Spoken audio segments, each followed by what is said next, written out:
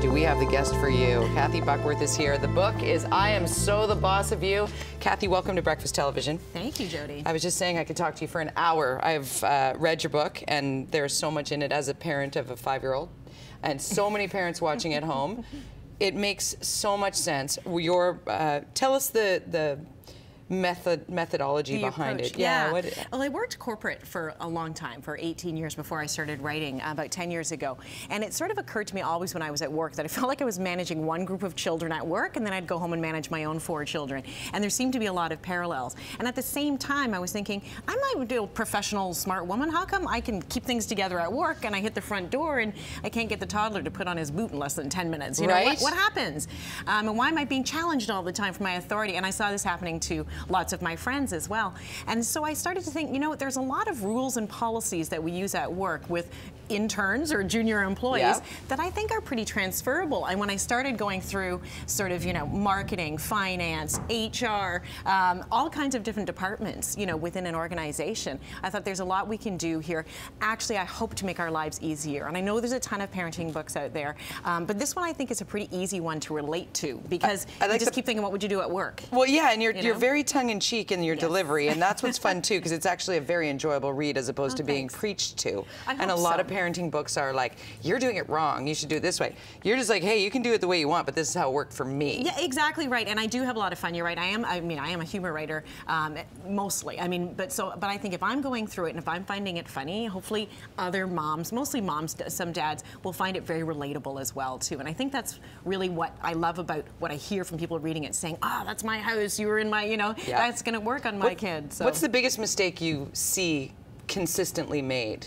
I think I talk about it a lot in the book, and that's really letting the kids think that they are actually in charge. What do you want for dinner, sweetie? Oh, I'll make you something different than your brothers. Or you don't want to go to bed? Or do you think you could go to bed? It's like certain things you just have to tell them to do. And I see a lot of parents asking their kids almost for permission. Do you mind if we go to the store on the way home from school? You know, what are you doing? You know you have to get this done. You have to be the one in charge. And the kids respond to it. I mean, if you're not giving them an opening to argue or to say, no, I don't want to do that, things run a little bit smoother. And you know, I had somebody say to me, don't you find this takes a little bit of the fun out of it? It's very structured.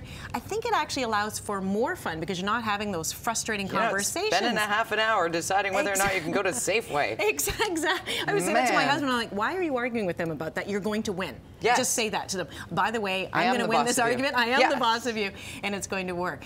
So I think, you know, that's what my main message is, really. You start asking yourself, what are your non-negotiables? Probably things like bedtime. You know, they have to go to school in the morning, things like that. So having discussions around those things really is just frustrating for both of you, because the kids think maybe they could change the rules a little bit, and then sometimes they do. And that's the big one I find most prevalent in my group of mom friends. The kids that get the consequence. Right.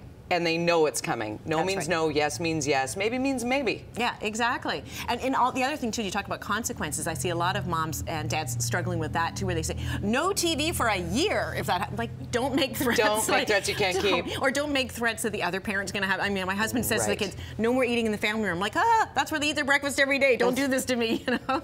So consistency of rules, but also following through, making sure the threats and the punishment and rewards fit what they're doing. Kathy Buckworth, we could talk all morning long. I Am So the Boss of You is the name of the book, and Kathy is going to be signing the book and having great discussions about the context of the book at Superstore on Grandview Highway at 3 o'clock this afternoon. I will be at the President's Choice Pavilion. Which is awesome, because then you just like hang a right and you're right in Joe Fresh and buying your kids some great clothes that they can wreck.